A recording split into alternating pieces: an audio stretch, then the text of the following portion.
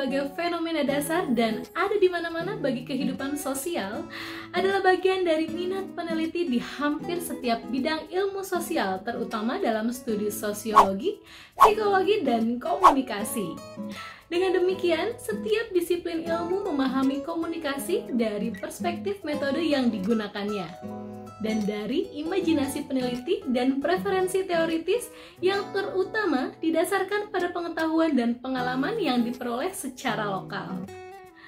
Dalam video ini, saya akan memaparkan informasi tentang teori dan perspektif yang dikemukakan oleh para ahli sosiologis serta analisanya dalam mikrososiologi yang memberikan kontribusi di bidang sosiologi komunikasi.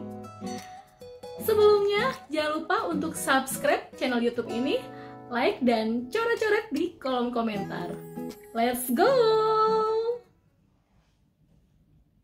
Sosiologi modern menganalisis komunikasi sebagai elemen konstitutif dan mengikat masyarakat. Hal tersebut dapat dilihat sebagai struktur terorganisir individu dan aktor sosial terisolasi. Cara komunikasi memungkinkan konstitusi, fungsi, dan interpretasi kehidupan sosial adalah salah satu topik sentral yang menarik dalam sosiologi. Namun kesadaran akan pentingnya komunikasi dalam meneliti kehidupan sosial tidak selalu ada.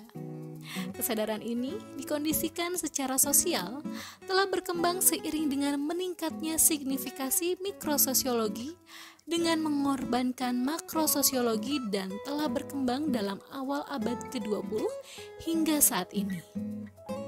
Konsep klasik tindakan sosial yang dikembangkan pada tahun 1920-an dapat dianggap sebagai gagasan mendasar yang mendorong perbedaan antara dua perspektif yang bersaing dalam studi realitas sosial. Dalam mengembangkan konsep ini, Max Weber mengusulkan bahwa tindakan sosial harus menjadi subjek dasar penelitian sosiologis dan bahwa unsur-unsur pembentukan kehidupan sosial, termasuk komunikasi, harus dilihat sebagai bentuk tindakan sosial. Mari kita bahas terlebih dahulu tentang komunikasi sebagai aksi sosial. Kamu tahu nggak perbedaan orang yang marah-marah dan ngedumel dengan orang marah yang berani menggertak orang lain? Bukan, ini bukan cuma ngomongin teman kamu yang nyebelin itu. Karena dalam ilmu sosiologi, salah satu di antara kedua tindakan tadi termasuk ke dalam tindakan sosial. Kira-kira yang mana ya? Sebelum menjawab hal itu, kita harus tahu dulu dong, apa itu tindakan sosial? Tindakan sosial adalah tindakan yang mempengaruhi atau dipengaruhi oleh orang lain. Masalahnya, tidak semua tindakan bisa dikatakan tindakan sosial. Lalu, tindakan seperti apa yang bisa dianggap tindakan sosial? Nah, berikut adalah ciri-cirinya. Max Weber dalam teorinya mengemukakan tindakan sosial adalah tindakan yang dilakukan oleh aktor sosial yang memperhitungkan anggota masyarakat lainnya dan diarahkan kepada mereka. Intinya, tindakan sosial itu mengandung makna jika ditujukan atau memperhitungkan keadaan orang lain. Masih bingung? Nah, contohnya seperti ini. Kalau kamu marah dan membanting barang-barang pribadi kamu, tindakan tersebut bukan termasuk tindakan sosial. Berbeda nih, kalau misalkan kamu marah, lalu kamu mendorong teman kamu. Nah, tindakan tersebut termasuk tindakan sosial karena berpengaruh terhadap tindakan orang lain. Kalau kamu marah sampai mendorong teman kamu, kemungkinan besar teman kamu akan membalas mendorong juga. Mungkin bisa jadi menyiram kamu dengan air. Ups. Jangan ditiru ya, ini hanya contoh. Mead dan Habermas. Keduanya adalah sosiolog yang melihat komunikasi sebagai tindakan yang ditunjukkan untuk saling pengertian dengan aktor sosial lainnya melalui pertukaran simbol. Setiap komunikasi adalah tindakan sosial, tetapi setiap tindakan sosial tidak selalu sama dengan komunikasi. Meskipun kurangnya komunikasi akan membuat tindakan sosial menjadi tidak masuk akal. Jadi, apakah dari tindakan sosial dapat melahirkan sebuah komunikasi? Yuk, itu adalah rentetan peristiwa dimulai dari tindakan sosial yang melahirkan hubungan sosial hingga interaksi sosial.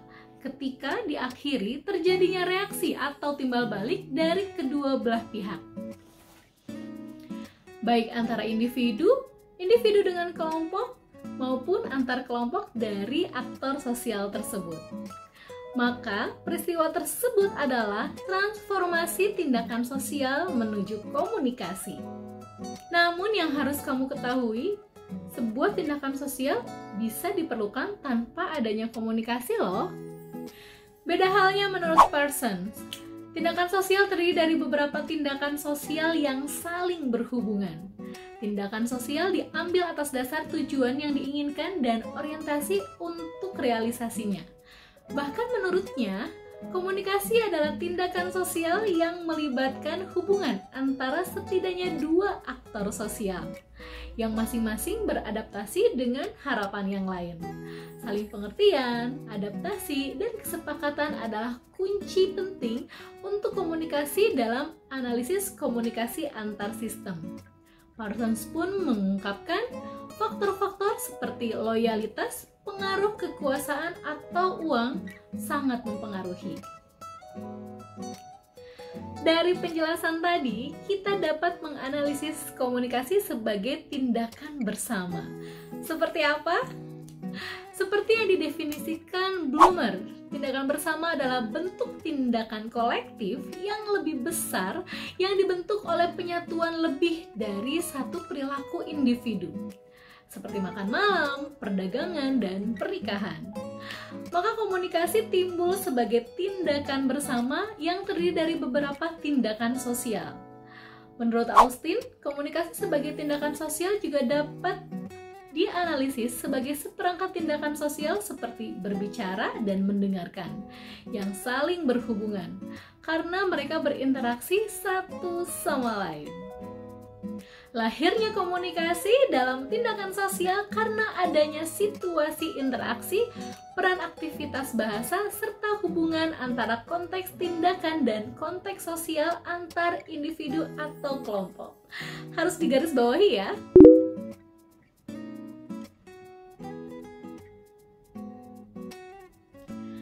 Beberapa ahli sosiologis berpendapat dan mendeskripsikan teori sosiologi yang dapat melahirkan sebuah komunikasi. Lalu, apa hubungannya sosiologi dan komunikasi? Sehingga terlahirnya sosiologi komunikasi. Sosiologi komunikasi yaitu adanya interaksi sosial yang menurut Surjono Sukamto dalam mempelajari interaksi sosial terdapat satu hubungan atau komunikasi yang menimbulkan proses saling pengaruh-mempengaruhi di antara para individu, individu dengan kelompok maupun antar kelompok. Pada pemaparan ini dapat disimpulkan mikrososiologi memberikan kontribusi utama dalam sosiologi komunikasi. Mikrososiologi ini pada dasarnya mempelajari hubungan individu dengan satu sama lain dalam skala yang lebih kecil. Karena mikrososiologi sebagian besar berurusan dengan interaksi individu dalam kesehariannya. Demikian beberapa hal yang dapat saya sampaikan dalam video ini mengenai gambaran umum mikrososiologi dalam sosiologi komunikasi. Semoga video ini bermanfaat bagi yang menyaksikannya. Dan saya ucapkan terima kasih kepada ibu dosen saya yang cantik, Mami Dr. Agustina Multipurnomo SPMSI, yang telah memberikan kesempatan kepada saya untuk dapat mengemukakan informasi tentang pembahasan sosiologi komunikasi melalui tugas UTS mata kuliah Sosiologi Komunikasi Prodi Sains Komunikasi kelas eksekutif Fakultas Fisikom Universitas Juanda Bogor. Mohon maaf bila terdapat tutur kata atau informasi yang kurang berkenan. Saya Vira Tiara Putri, mohon undur diri. Wabillahi taufiq wal hidayah. Wassalamualaikum warahmatullahi wabarakatuh. Stay safe, stay healthy, and happy always. Bye!